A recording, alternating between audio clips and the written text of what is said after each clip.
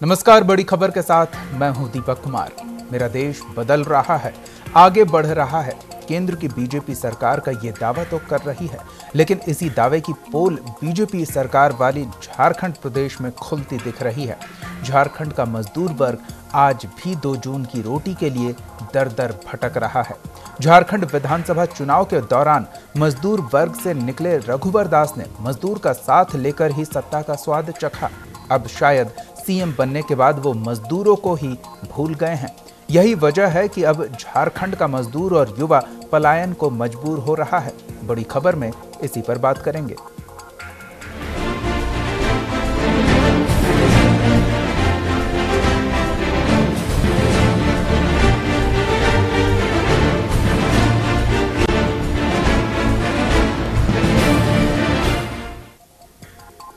झारखंड में मजदूर को पूरा मेहनताना तक नहीं मिल रहा। न उनके पास नियमित मजदूरी है और न 2 जून की रोटी।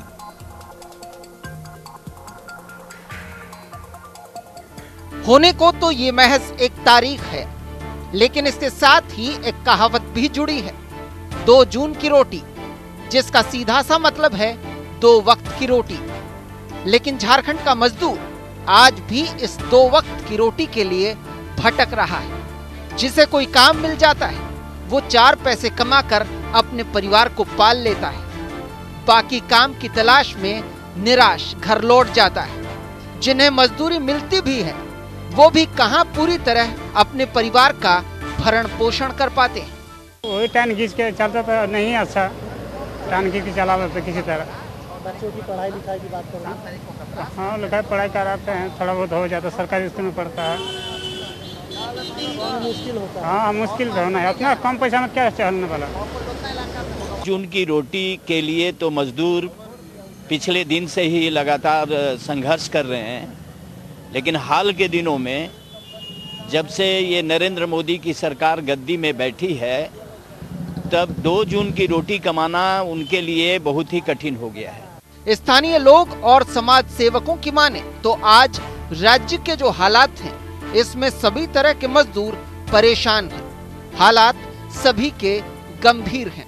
अभी जो राज्य की पोजीशन है, इस पर देखने मजदूरी की बात करें तो मछली पालन से लेके हर जगह, चाहे वो हमारे राज्य सरकार की बसें जो बात चलाने वाली, जो नगर निगम से चलने वाली, सब मजदूर हैं। सबकी हाल एक है। राज्य सरकार इसमें ध्यान देने की जरूरत है और किस तरह से मजदूरों को रोजी रोटी हो, सरकार इस पे ध्यान दे। झारखंड राज्य के गठन के 16 साल बीत गए, लेकिन अब भी सूबे के मजदूरों को उचित मेहनताना नहीं मिलता। सूबे के सीएम खुद मजदूर वर्ग से उठकर आज सीएम बने हैं, लेकिन अब तक मजदूरों की दशा नहीं बदल पाई। यही वजह है कि आज झारखंड से मजदूर पलायन करने को मजबूर है। न्यूज इंडिया के लिए रांची से मोइजुद्दीन की रिपोर्ट।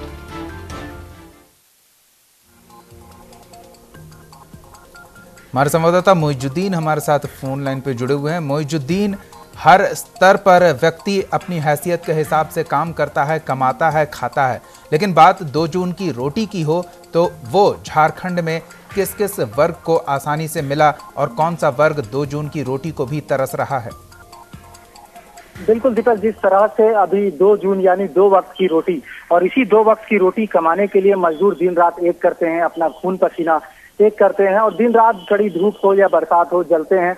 लेकिन फिर भी कहीं ना कहीं इन मजदूरों को अपना उचित जो इनका मुआवजा ये होता है, उचित जो इनका जो मेहनताना होता है वो सही से इनको मिल नहीं पाता है। खास करके आज राज्य के गठन के करीब 16 से 17 वर्ष 16 वर्ष हो गए, लेकिन अभी भी मजदूरों की स्थिति जो है ये बिल्कुल दयनीय बनी हुई है और खासकर सरकार इस पर कहीं ना कहीं उदासीन दिख रही है। दीपक जी, लेकिन सरकार तो दावा करती है कि मैं नौकरी मुहैया करा रहे हैं।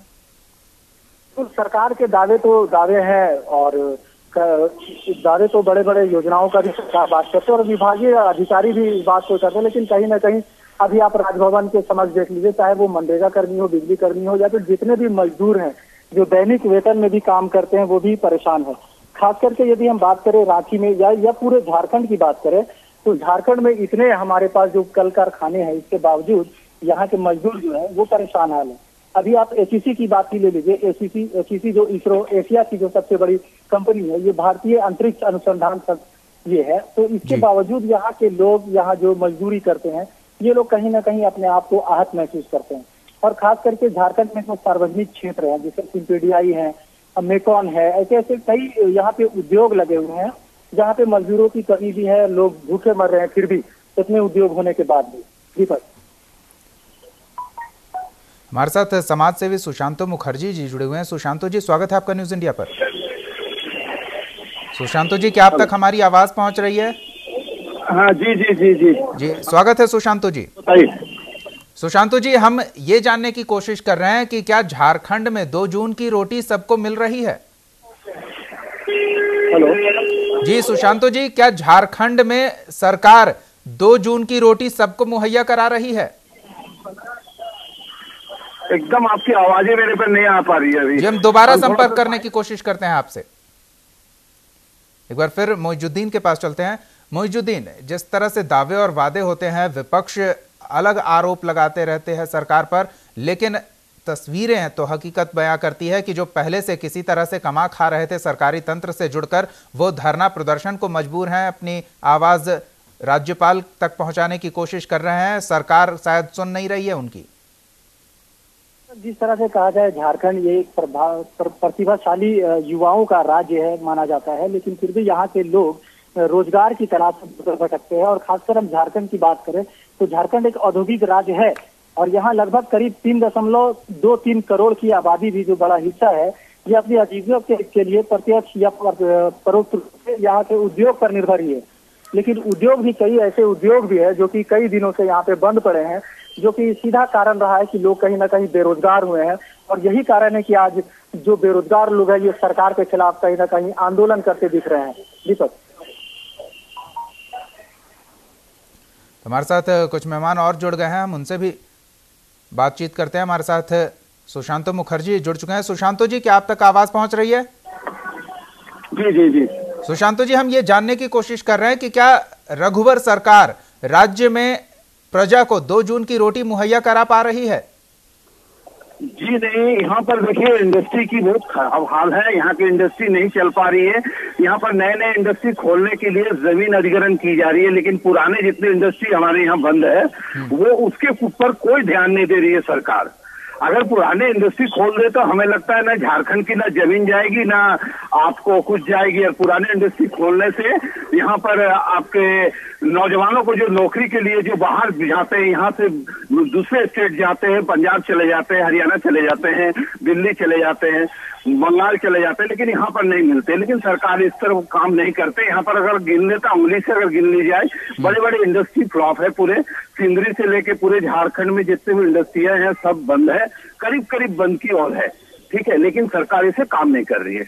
जी सुशांतो जी, आप ऐसे कह रहे हैं, लेकिन मुख्यमंत्री रघुवर दास तस्वीरें खिंचवाते दिखते हैं, नियुक्ति पत्र बांटते हुए, यहां तक कि प्रधानमंत्री से भी उनकी पीठ थपथपाई जा चुकी है नियुक्ति पत्र को लेकर और जनजातीय समुदाय के लोगों को नौकरी से जोड़ने को लेकर। नहीं, हम बताएं कि कौन सी नौकरी, किनको मिली नौकरी, ये तो बताएं। किनको नौकरी अभी देखिए, केंद्र की एक योजनाएं चल रही है, उसके आधार पर प्राइवेट पर अगर किसी को नौकरी मिल रही है, ये नौकरी नहीं है। हमारे यहाँ पे जमीन गई है, हमारे यहाँ लाखों नौजवानों, हमको लगता है कि रांची शहर के अंदर इतने नौजवान है जो अगर उनको नौकरी देते हैं उनकी इंडस्ट्री भर जाएंगे, लेकिन ये कुछ काम नहीं करते, सिर्फ बोलते हैं। पेपर में आपको दिखेंगे तरह तरह की बात की अभी नौकरी मिली है। हमारे पूरे देश में इन्होंने कहा था कि 1 साल पर 2 करोड़ देंगे। 2 करोड़ मतलब 6 करोड़ होना चाहिए, लेकिन पूरे देश में जब 4 लाख हुई है 3 साल में, तो ये क्या दिए? इसका आपको एनालिसिस करने की जरूरत है कि 3 साल में आपको 4 लाख सिर्फ नौकरियां मिली है, तो ये क्या मिले? बिल्कुल, हम और आपसे बातचीत करेंगे। फिलहाल हमारे साथ CITU नेता ट्रेड यूनियन के नेता प्रकाश सिंह जुड़े हुए हैं। प्रकाश सिंह जी, स्वागत है आपका न्यूज इंडिया पर। जी नमस्कार। प्रकाश सिंह जी, 2 जून की रोटी की हम बात कर रहे हैं। एक तबका है जो रोटी के साथ मलाई भी खा रहा है, लेकिन एक तबका है जिसे 2 जून की रोटी भी नहीं मिल रही है। लेकिन रघुवर सरकार का दावा है कि हम बेहतर तरीके से रोजगार मुहैया करा रहे हैं। क्या कहेंगे इस पर? ये दावा पूरी तरह से हास्यास्पद है जी। और इस दावे में कोई दम नहीं है, क्योंकि झारखंड में जो कुल श्रम शक्ति है वो लगभग 1,27,233 है। ये सरकारी श्रम और नियोजन विभाग के आंकड़े हैं जी, जो हमारी राज्य की आबादी का 37.67% है। और ऐसे में 2 जून की रोटी लोगों को जुगाड़ करना, आप झारखंड के किसी भी शहर में चले जाएं या सुदूर ग्रामीण क्षेत्रों में चले जाएं, सुबह सुबह श्रमिक अपने श्रम को बेचने के लिए चौक चौराहों पर खड़े रहते हैं और उस दिन अगर उन्हें काम नहीं मिलता है, रोजगार नहीं मिलता है, तो उनके लिए 2 जून की रोटी जुटाना एक दिवा स्वप्न हो जाता है जी। जहां तक ये मोमेंटम झारखंड और इंडस्ट्रियल हब बनाने की बात हमारे मुख्यमंत्री कर रहे हैं, ये पूरे तरीके से झूठी बात है, क्योंकि यहाँ तो कई खाने बंद हो गए हैं। झारखंड एक औद्योगिक राज्य है। यहाँ पर एक जितनी खनिज संपदा हमारी रत्नगर्भा धरती में है, उसका अगर इस्तेमाल हो तो झारखंड पूरे देश में एक बड़ा इंडस्ट्रियल हब बन सकता है। लेकिन सरकार की नीतियों के चलते झारखंड के कई इंडस्ट्री, चाहे वो पब्लिक सेक्टर के हों या निजी क्षेत्र के हों, कई जो है इंडस्ट्री बंद पड़ी हुई है। पूरा टुपुदाना का इंडस्ट्रियल एरिया बंद है जी। पोकर इंडस्ट्रियल एरिया में ले ऑफ चल रहा है। यहाँ पर ग्लास के कारखाने बंद हैं। आप पाकुड़ साहेबगंज में जहाँ पत्थर उद्योग एक बड़ा उद्योग है, वहाँ तमाम क्रशर वगैरह बंद हो गए हैं, खदानें बंद हो गई हैं जी। कोयला खदान भी बंद हो रहे हैं। तो आम मजदूरों के लिए 2 जून रोटी जुटाना जो है एक बहुत बड़ा दुर्लभ कार्य है और ये सरकार का दावा जो है पूरी तरीके से खोखला है। जी प्रकाश जी, थोड़ी और आपसे बातचीत करेंगे। फिलहाल हमारे साथ झारखंड कांग्रेस महिला मोर्चा के प्रेसिडेंट आभा सिंह जी जुड़ी हुई हैं। आभा जी, स्वागत है आपका। हाँ जी। आभा जी, रघुवर दास खुद मंच से कह चुके हैं कि झारखंड की महिलाएं काफी मेहनती होती हैं, पुरुषों से ज्यादा काम कर सकती हैं, बस उन्हें मौके की जरूरत है। तो क्या सरकार उन्हें वो मौका मुहैया कराने में सक्षम हो पा रही है? बिल्कुल नहीं। हम तो बहुत जोर गला से ये बात बोलते हैं कि बिल्कुल ही नहीं, क्योंकि यहाँ से हमारी महिला बहनें पलायन कर रही हैं रोजी रोजगार के चक्कर में, 2 जून की रोटी खाने के चक्कर में और अपने परिवार को पालने और पोसने के चक्कर में। आपको बता दें कि हाथी उड़ाने की बात इन्होंने कहा। पहले झारखंड को समतुल्य तो बनाए कि कम से कम 2 जून की रोटी लोग खा सके। बड़ी बड़ी बातें करना बहुत बड़ी बात होती है। अभी हमारे जो भाई बोले, हम सुन रहे थे, बहुत अच्छी बातें उन्होंने कहा कि झारखंड का विकास लगभग 14 सालों से ठप है। बड़े बड़े इंडस्ट्री एरिया में आप जाकर देख लीजिए, हमारा HEC का वही हालत है। कोकर में हमारा आपका उषा मार्टिन बंद पड़ा है।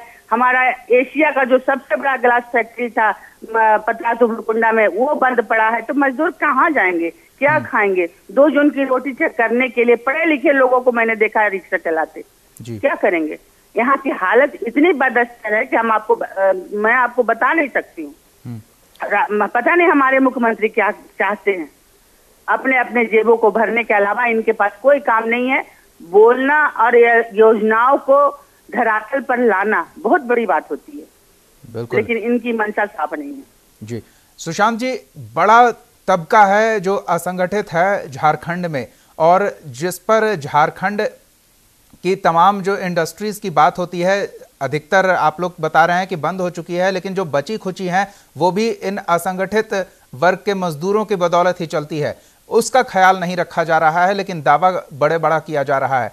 क्या वजह हो सकती है? क्यों सरकार अपने पैर पर कुल्हाड़ी मार रही है? क्या उसके पास कमी है जो इन लोगों को बेहतर रोजगार के साधन नहीं मिल पा रहे हैं? हेलो जी सुशांत जी।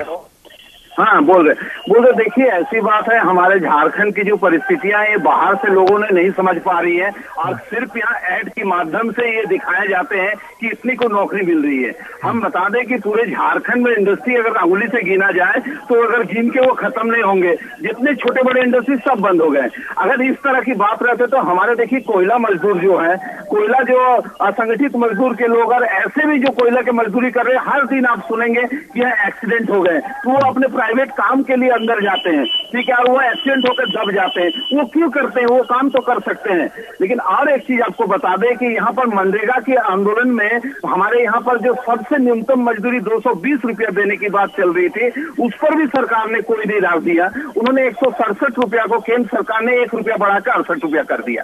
तो ये है, अगर ये लोग इस तरह से मजदूरों के साथ करेंगे तो कैसे चलेगी? यहाँ इंडस्ट्री नहीं है, इंडस्ट्री के नामों पर सिर्फ जमीन लूटी जा रही है। बड़े बड़े उद्योगपतियों को देने के लिए तैयारी है, क्योंकि चुनाव से पहले निश्चित तौर पर इन लोग से सौदा हुआ कि आपको इतनी जमीन दी जाएगी, और उस जमीन लूट हो रहे गोड्डा से लेके हमारे हजारीबाग से लेके तमाड़ से लेके इधर पूरे आपको जिधर भी चले जाए सारे जमीन लूटते हैं। जमीन लूट के वो अपने पास रखते हैं। आपको ये भी चीज बता दें कि अगर उनको 1000 एकड़ जमीन है, वो 10,000 एकड़ जमीन ले लेते हैं, फिर वो दूसरे को ट्रांसफर करने को कहते हैं।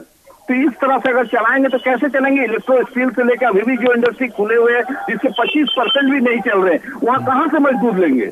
वहां तो मजदूर जाते ही नहीं है, सब बाहर चले जाते हैं। आप एक बार में ट्रेन में आपको बता दें, एक बार में ट्रेन में 50, 100, एक बार तो 1000 मजदूर बाहर जा रहे, तो उसको कैप्चर किया गया जो झारखंड में। लेकिन वो कह रहा है हम क्यों रुकेंगे, हमारे भूख है, हम बाहर निश्चित तौर पर काम में जाएंगे, और हमको अभी रोक लिए लेकिन हम दूसरा बस ट्रेन से भी जाएंगे, हमको जाना मजबूर है।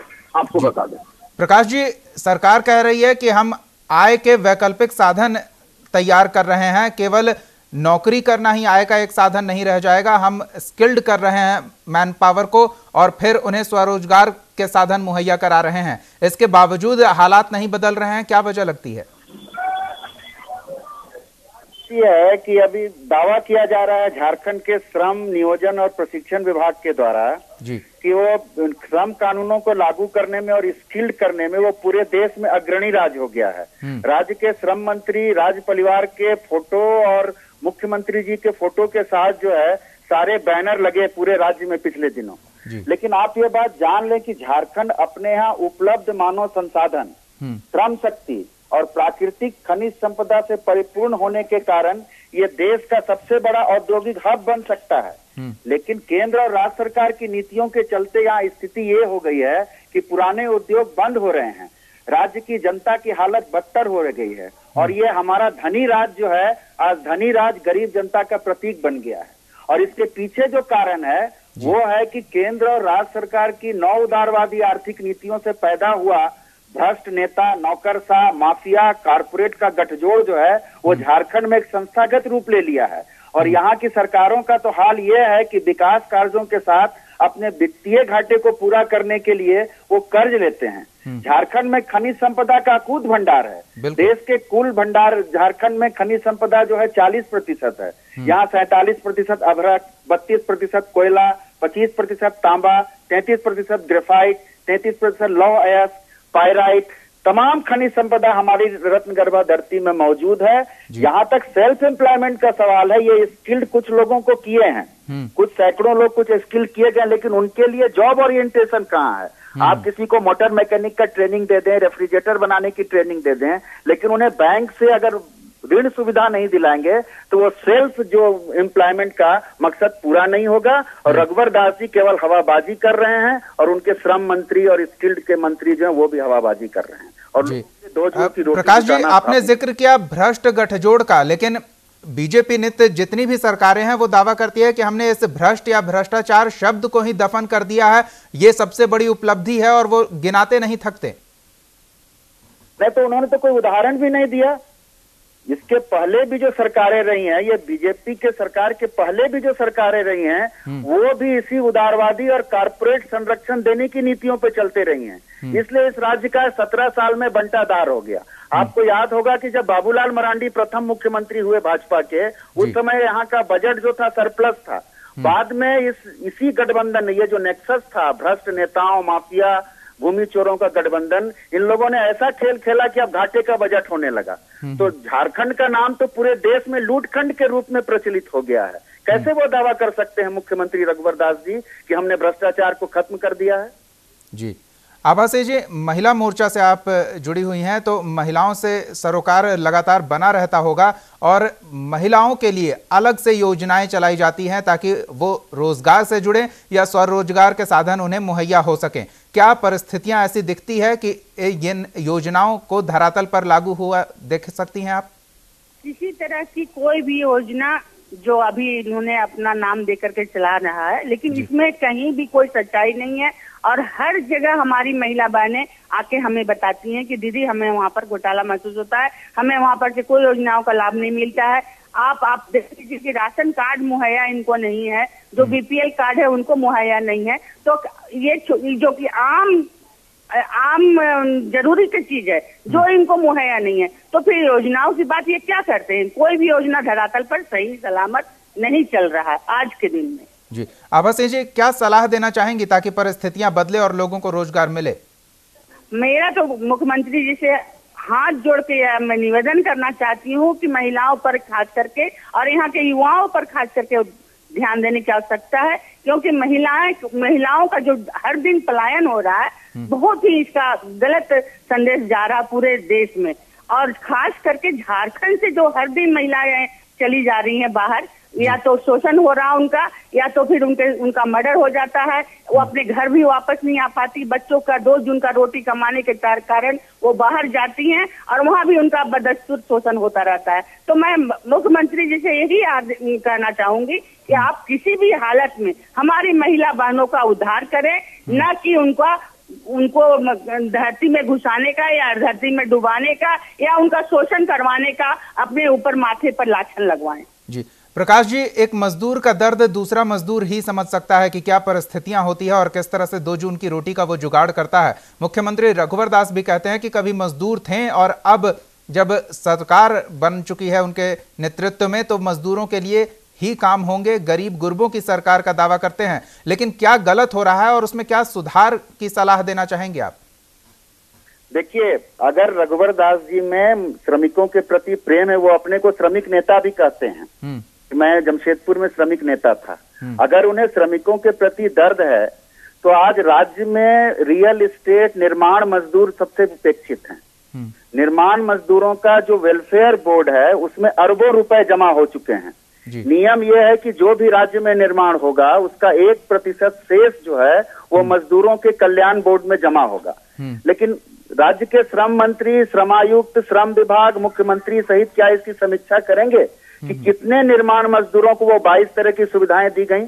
आप किसी भी शहर में चले जाएं, आज वो महिला और पुरुष निर्माण मजदूर चौक चौराहों पर खड़े हैं, न उनका रजिस्ट्रेशन हुआ है, लेकिन उनके नाम पर शेष में अरबों रुपए पड़े हुए हैं। और वो अरबों रुपए का खर्च जो है सरकार अपना प्रचार करने में, अपनी तीसरी वर्षगांठ मनाने में और लोगों तक अपने बातों को ले जाने में खर्च कर रही है। मजदूरों के मेहनत का पैसा जो है सरकार खर्च कर रही है। इसलिए अगर रघुवर दास जी को सचमुच श्रमिक प्रेम है तो वो जो सनिर्माण बोर्ड में जो मजदूरों के पैसे जमे हैं वो कैंप लगाएं और राज्य में जो खुद सरकार दावा कर रही है कि 1 करोड़ से ज्यादा असंगठित मजदूर हैं उनका रजिस्ट्रेशन करें और उनको उन सुविधा के दायरे में लाएं और श्रम कानूनों को लागू करें। तभी समझा जा सकता है कि राज्य सरकार को श्रमिकों के प्रति कुछ सहानुभूति है। जी सुशांतो जी, आपकी क्या सलाह होगी सरकार को स्थितियां बेहतर करने को लेकर? देखिए, सरकार को सलाह एक ही है, प्रकाश जी ने जो कह दी है ये निश्चित तौर पर इस पर सरकार को ध्यान देने की जरूरत है। लेकिन दूसरी बात है कि सरकार समन्वय नहीं है। सरकार ने गांव में जाके आम जनता से जो मजदूर है और मजदूर वर्ग के लोगों से बातें नहीं करते हैं। वो ठेका मजदूर से कोई बातें नहीं करते हैं। अगर आप शहर में आ जाएंगे कोई, तो अगर सुबह रांची अगर पहुंच जाए तो वो नहीं समझ पाएंगे कि कौन सा चौक से। तो ये सरकार को सलाह है कि वो समन्वय में और लोगों से बात करे, जनता से बात करे, जिन मजदूरों को, युवा और महिलाओं पर नजर दे, बाहर जाने पर रोके। बस यही है, सरकार अगर ये काम कर देती है तो निश्चित तौर पर सरकार की कुछ काम होगी। जी मोइजुद्दीन के पास चलते हैं। मोइजुद्दीन, जिस तरह से सुशांतो जी बता रहे हैं कि अगर आप सुबह सवेरे रांची की सड़कों पर निकल जाएं तो पहचान में नहीं आएगा कि ये राजधानी है या फिर मजदूरों का कोई कैंप, जहां सैकड़ों की संख्या में लोग अलग अलग चौक चौराहों पर मौजूद रहते हैं। कई बार उन्हें काम मिलता है, कई बार वो दिन भर यूं ही काम की ही तलाश में पूरा वक्त बर्बाद हो जाता है और फिर घर खाली हाथ लौटना पड़ता है। तो इन परिस्थितियों के लिए क्या कोई कोशिश हो रही है किसी स्तर पर कि जो लोग हैं उन्हें पहचाना जाए, उनकी पहचान सुनिश्चित की जाए और उनकी नौकरी हो, हर दिन उनकी कुछ आमदनी हो, यह सुनिश्चित की जाए?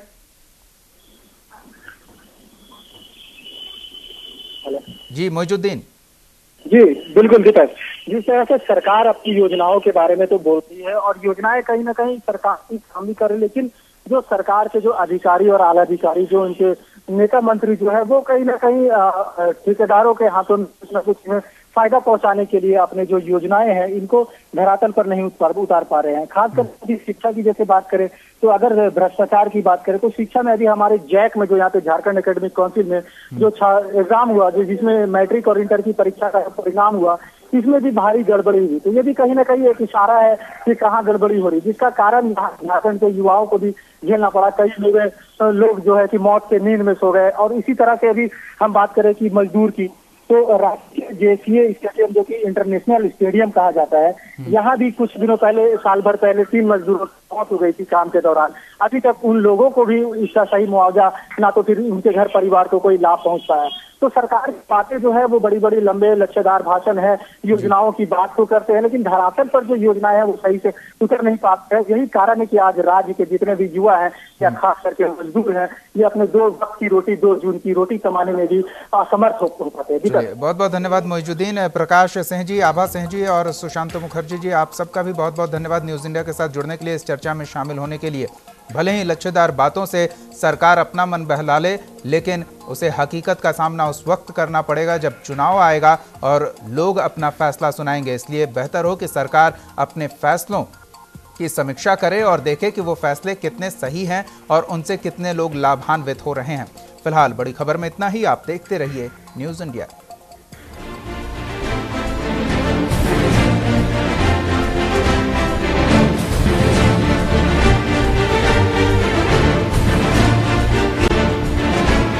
आप हमारे चैनल को YouTube पर सब्सक्राइब कर सकते हैं न्यूज इंडिया निम्स पर। इसके अलावा आप ट्विटर पर भी हमें न्यूज इंडिया 17 पर फॉलो कर सकते हैं। फेसबुक पर आप newsindia.nimsuni पर हमें लाइक कर सकते हैं।